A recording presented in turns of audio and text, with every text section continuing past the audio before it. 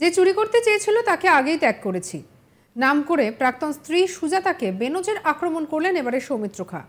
পাল্টা তার প্রাক্তন স্ত্রী তাকে একেবারে ছেড়ে কথা বললেন না, বেঈমান বলে কটাক্ষ করলেন তাকে।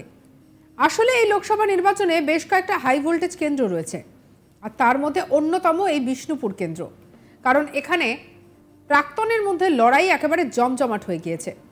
এমনিতেই প্রাক্তন শব্দটা শুনলে পরেই নানা রকমের অনুভূতি মাথায় চলে আসে।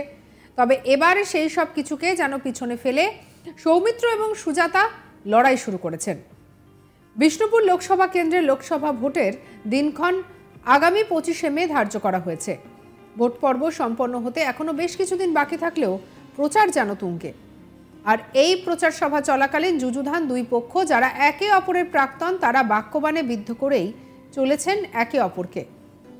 একই ঘটনার পুনরাবৃত্তি হলো আরেকবার ওন্দা বিধানসভার অন্তর্গত নাকাইজুড়ি অঞ্চলের আগোয়া গ্রামে বিজেপির তরফ থেকে একটি প্রচার সভার আয়োজন করা হয়। আর সেই সভায় মূল বক্তা হিসেবে উপস্থিত ছিলেন বিষ্ণুপুর লোকসভা কেন্দ্রের বিজেপি প্রার্থী সৌমিত্র খা। সেখানে জনগণের উদ্দেশ্যে খোলা মঞ্চে বক্তব্য রাখতে গিয়ে প্রাক্তন স্ত্রী সুজাতা মণ্ডল অর্থাৎ বিষ্ণুপুর লোকসভা কেন্দ্রে তার বিপক্ষের তৃণমূল প্রার্থীকে বেনজির ভাষায় আক্রমণ করলেন। তিনি বলেন যে চুরি করতে চেয়েছিল, সুজাতা তাকে আগেই ত্যাগ করেছি, কারণ সে একটা বড় চোর, তার জন্য তাকে ত্যাগ করেছি।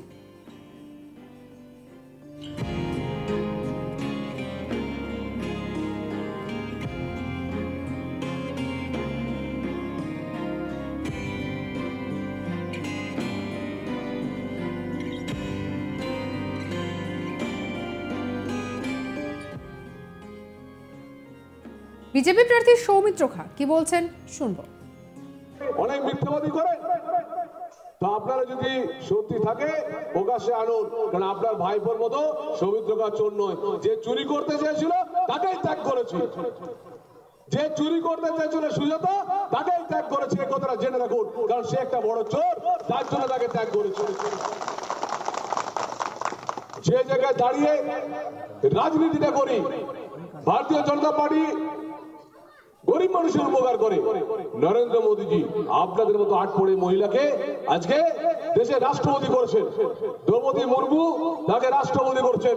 সবাইকে বলবেন ওনার জন্য জোর করে হাততালি দিন। একজন মহিলা ভারতবর্ষের রাষ্ট্রপতি, আদিবাসী মহিলা।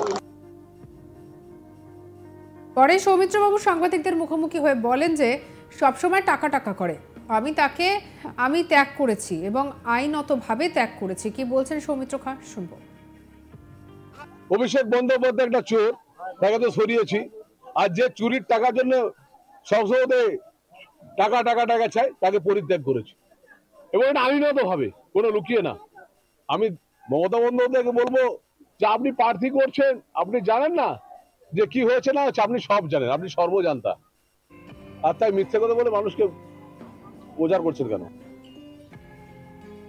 সৌমিত্রবাবুর এই মন্তব্যের আবার পাল্টা করেছেন বিষ্ণুপুর লোকসভা কেন্দ্রে তৃণমূল কংগ্রেসের প্রার্থী সুজাতা মণ্ডল। তিনি বলেন যে যার চরিত্র বলে কোনো বস্তুটাই নেই, যিনি অফিসিয়ালি দুশ্চরিত্র বারে বারে প্রমাণ করেছেন, বেইমানি করেছেন, বারবার সেটা প্রমাণ করেছেন, সে কোথায় কি বলল সেটা কি সত্যিই গুরুত্বপূর্ণ? কি বলছেন শুনবো।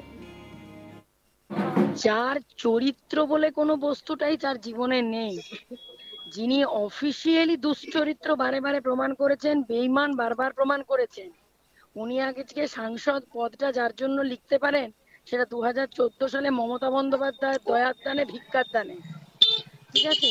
কিন্তু যার চরিত্রে কোনো সততা নেই, ইমানদারি নেই, সে কোথায় কি বললো সেটা কি সত্যিই খুব গুরুত্বপূর্ণ?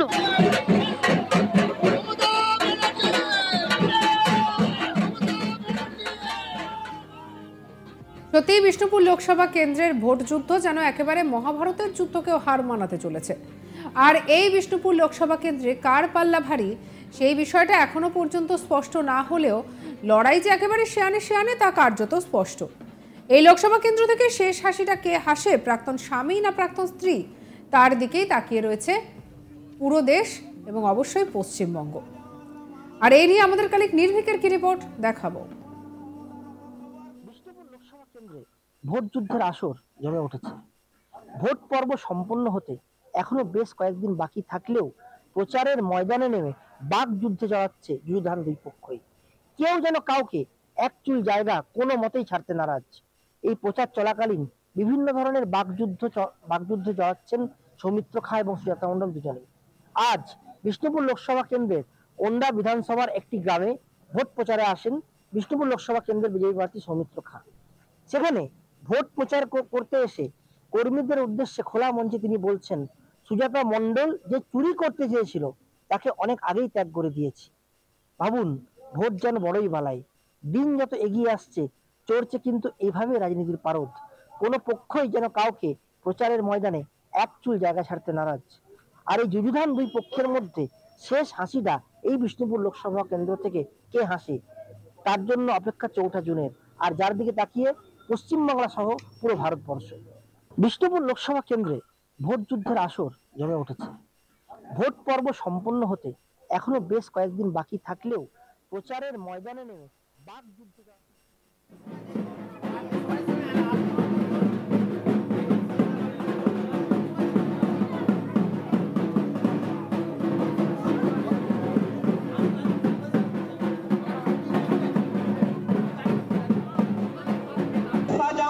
মানুষকে মেয়েদেরকে রাতের অন্ধকারে তৃণমূল করার ক্ষমতার অপব্যবহার করে। আর যে চুরি করতে চেয়েছিল তাকে আগেই ত্যাগ করেছে বলে এবারে নাম না করে প্রাক্তন স্ত্রী সুজাতা মণ্ডলকে বেনজির আক্রমণ করলেন সৌমিত্র খাঁ। পাল্টা তার প্রাক্তন স্ত্রী তাকে ছেড়ে কথা বললেন না। আর এই দুয়ের একেবারে মিশেলে দেখা গেল বিষ্ণুপুর লোকসভা কেন্দ্রের ভোট যুদ্ধ বেশ সরগরম হলো। কি বলেছেন সৌমিত্র খাঁ শুনবো।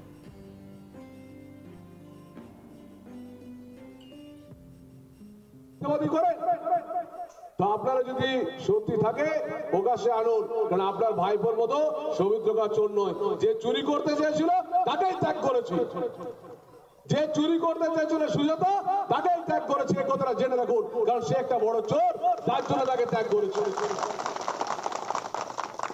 যে জায়গায় দাঁড়িয়ে রাজনীতিটা করি, ভারতীয় জনতা পার্টি গরিব মানুষের উপকার করে।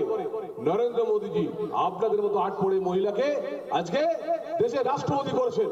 দ্রৌপদী মুর্মু তাকে রাষ্ট্রপতি করছেন। সবাইকে বলবাটা ওনার জন্য জোর করে হাততালি দিন। একজন মহিলা ভারতবর্ষের রাষ্ট্রপতি, আদিবাসী মহিলা।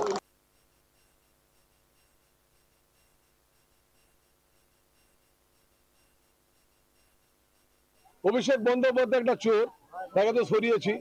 আর যে চুরির টাকার জন্য সবসময় টাকা টাকা টাকা চাই তাকে পরিত্যাগ করেছে, এবং এটা আইনত ভাবে, কোনো লুকিয়ে না। আমি মমতা বন্দ্যোপাধ্যায়কে বলবো যে আপনি প্রার্থী করছেন, আপনি জানেন না যে কি হয়েছে না, আপনি সব জানেন। সঙ্গে রাখুন আজ তাক বাংলাকে, সাবস্ক্রাইব করে নিন।